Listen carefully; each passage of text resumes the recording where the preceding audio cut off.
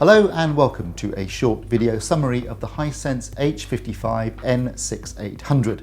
As always, you can read the actual review via the link in the description or by clicking the card at the top right of the video. The N6800 is Hisense's mid-range TV for 2017. The TV in question here is a 55-inch VA 4K panel and it's 8-bit plus dither, not full 10-bit. The TV uses LED lighting, specifically edge lighting along the sides, and it includes support for HDR, specifically HDR10 and hybrid lock gamma HLG. The TV retails for £699, which is pretty good when you consider what you're getting in terms of both screen size and features.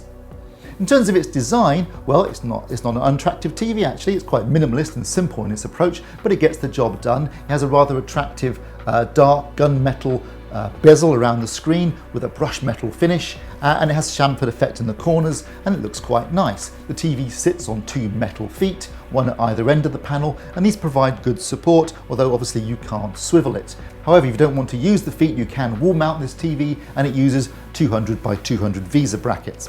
If you look at the back of the TV, you'll see that it actually uses a black hardened plastic rear, although most of the construction actually is metal, so it's a surprisingly well-made TV when you consider the price point. It's also quite thin because it's edge lit, so at the top it's about 10mm deep, and then further down at the bottom where all the electronics and connections and speakers are housed, it widens out to about 60mm, but still a very slim television overall. In terms of the connections on this TV, well, those are positioned at the bottom left as you face the screen, and they're composed of a combination of rearwards facing and sidewards facing connections. This TV actually has 4 HDMI inputs, however, only 2 of those are HDMI 2.0. The other 2 are HDMI 1.4, which basically means that you can only use 2 inputs for full 4K HDR sources. There's also 3 USB ports, there are twin tuners, there's also a series of legacy connections, so you've got everything you need, and of course you also have built-in Wi-Fi. In terms of controlling the TV, you've got 2 options. There actually is a small little joystick control on the TV itself, a very basic setup. However, for most people you're going to be using the remote control, and a pretty good remote control it is too. It's rather attractively designed with a nice chrome finish around the outside. It's comfortable in your hand and easy to use with one finger, and everything's laid out very sensibly. Navigation controls in the middle, then you've got your sort of volume and channel changes, numbers at the top, and then the controls at the bottom of things like the media player. Very good remote control, gets the job done, comfortable to hold, intuitive to use, excellent.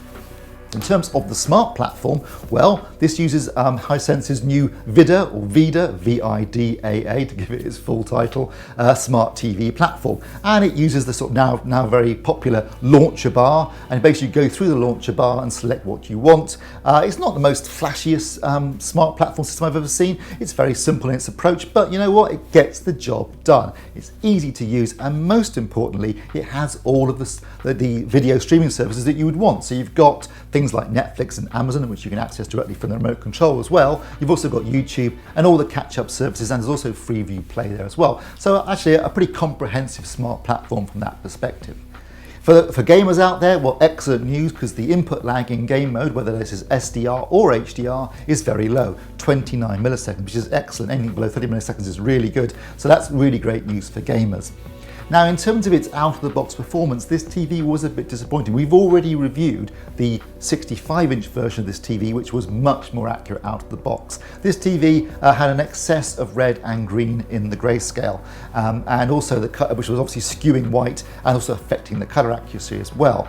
Now, this can of course be fixed. There is a white balance control on the TV, both 2 and 10 point, as well as a color management system. So you can go in and you can calibrate this TV, you can get rid of the red and green, get a nice, even, accurate grayscale, good tracking for gamma, and also adjust the colors too and get really good tracking in terms of color accuracy. The thing is, you can only do that by calibration, and on a TV it's only costing you £699. Is anyone going to pay another 300 quid to get it calibrated? Probably not, and that's the big issue. With TVs at this price point, you really want them to be accurate out of the box. So in terms of its out of the box accuracy, a bit disappointing. In terms of HDR performance, well, the TV isn't that bright. It can do about 460 nits, and the accuracy in terms of the color gamut, well, its color gamut can do about 67% of Rec 2020, which equates roughly to about 93 83% of DCI-P3, so not the whole thing, but pretty big. In terms of its overall performance with HDR, actually it didn't look too bad, but in terms of the graphs and measurements, it could have been better. There were some definite inaccuracies in terms of its tracking of DCI-P3 within Rec 2020. Now, in terms of its actual performance, as I say, out of the box, a little bit disappointing. Once I calibrated it, it actually delivered a really good picture in terms of standard dynamic range content. There was a bit of clouding on the backlight, which is to be expected with an HDR TV. However, overall, it was pretty good. Color accuracy looked great after calibration. The processing was very good. The black levels were excellent for an LED LCD TV, actually measuring just around 0.2 nits. The local dimming that's on this TV is pretty useless. It doesn't really do very much. It's not very effective, and in fact, I just left it off.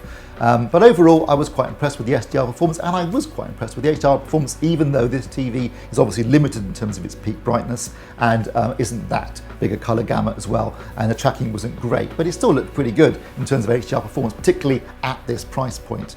Ultimately though, despite these limitations, the Hisense H55 N6800 delivered an enjoyable picture, a great set of features, and all at a very attractive price. As such, we're happy to award an AV Forums recommended badge. If you enjoyed this video, then please like and subscribe. And don't forget, you can find more news, reviews, articles, and videos like this at avforums.com, Europe's largest community for home entertainment. Thanks for watching.